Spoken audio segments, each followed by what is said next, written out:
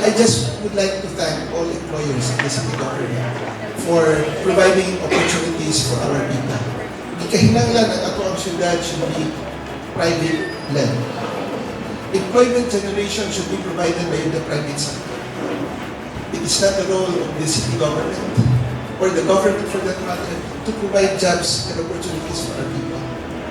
The role of government is to be a catalyst so that opportunities for business people, for business institutions to thrive in our city.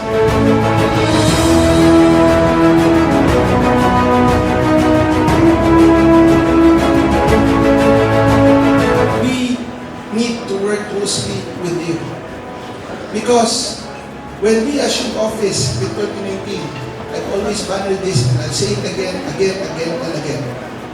When we assumed office in 2019, there were only 1,800 something businesses in Roqueta. Today we have more than 4,000. So, every year, sa Jumpstart nato, nagkadako ang venue. The previous year, we had a smaller venue. Today, we have a bigger venue. Probably next year, we will have a much bigger venue. So that other participants will be joining. Dili lang kayo sila na pagkupanyahan. And you know what? When business grows, opportunities are created as well. Not only for our people in the employment side of things, but rather when people come to our city, it will create a universe of new opportunities.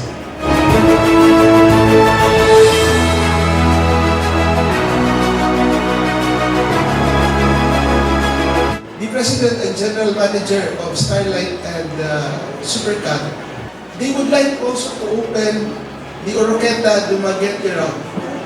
Daghan ngayon nga di na mahimo. Daghan ngayon wagani kadunggo sa una karon kadunggo.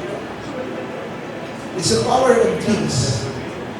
We as a people in Oroqueta City must continue to dream and to make things happen for Oroqueta City, so that we can create opportunities for our people. And now, when I go out, I no longer tell our barangay folks that na investors so that we can work. But rather, people are coming to Oroqueta. When people come to Oroqueta, therefore opportunities will be created. Create your new products. Create your new services. Sa daghan nga, influx na tao ng sud sa atong pinagandawin. Kay business sector thrives in opportunities. Ako lang hangyo ninyo, nagkadaghan ng negosyo sa Oroqueta, ang uban mahadlok og kompetensya. No. There's no such thing as competition. Let us be creative. Let us be prepared kung unsay maabot sa atoan kanang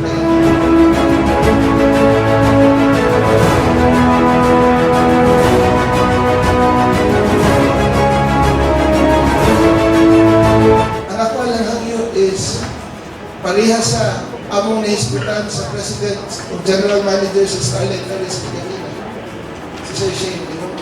Sir Shane, daghan na na kayo sa Oroqueta because sa ilahang pag-advertise through word of mouth. Dili na, I don't attribute that to social media. I don't attribute that to the print media, radio or television. It is attributed by people who share their experience to others, who are credible personalities. Ang atong hangyo kita, let us try more. Daghang critics. Para namingog, magtukod og mall, gano'ng mall man, higay na nga may planta unta. Pasalamat ganita kay naay investor yung sulod sa atong syudad. Kung sa invitation kung naay mall sa syudad, ang taga-hindi man ang taga-Oroqueta na yung sulod sa mall. Para yun na to, kinsa may nanood sa SM Cagayan, taga-Oroqueta, taga-Osamis, yeah? O taga-Iligan. Kung hindi man ang taga-Cagayan tanan, people would come to Oroqueta they will spend and bring their money in Oroqueta.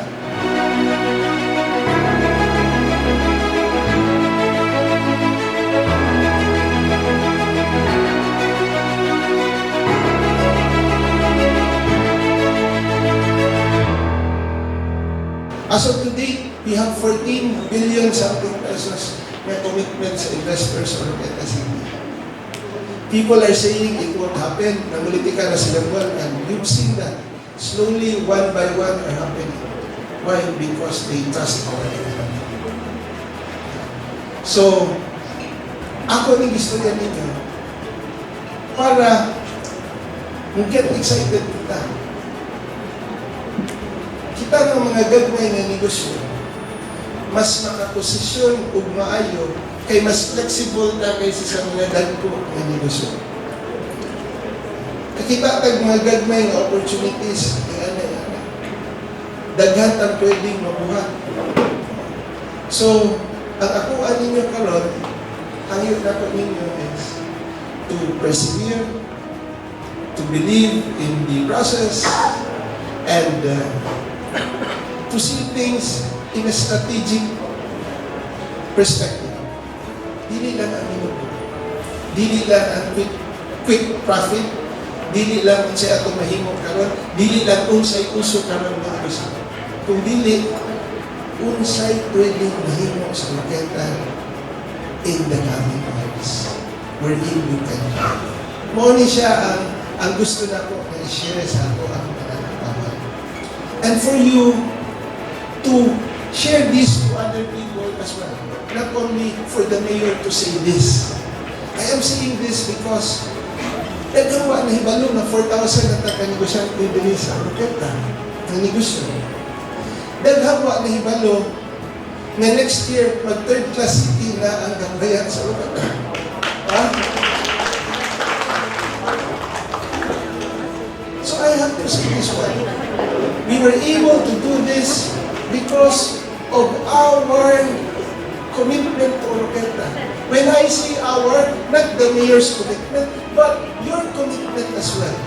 Because Oroqueta will never succeed kung wala ko yung mga partners parihan ninyo. One ang isaluduhan mo sa ato na pangangamahan ng mga.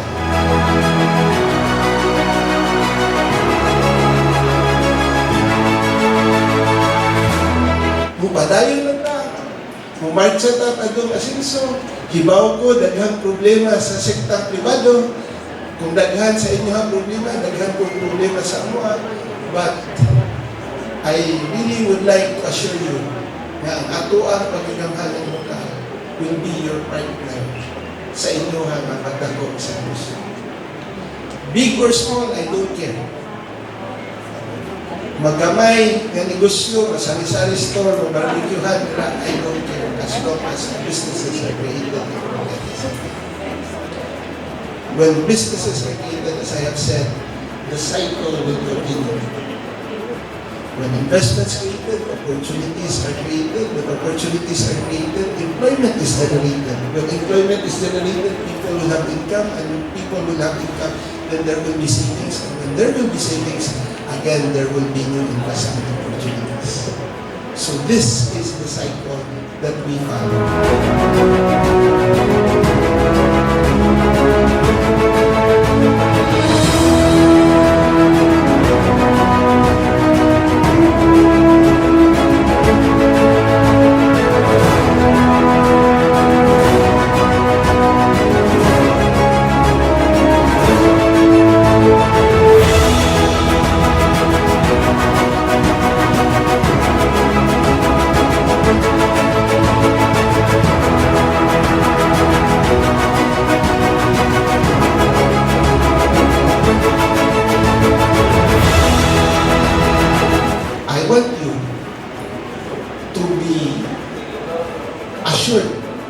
By us, the Vice Mayor Gigi and the whole council, that we will always be at your side.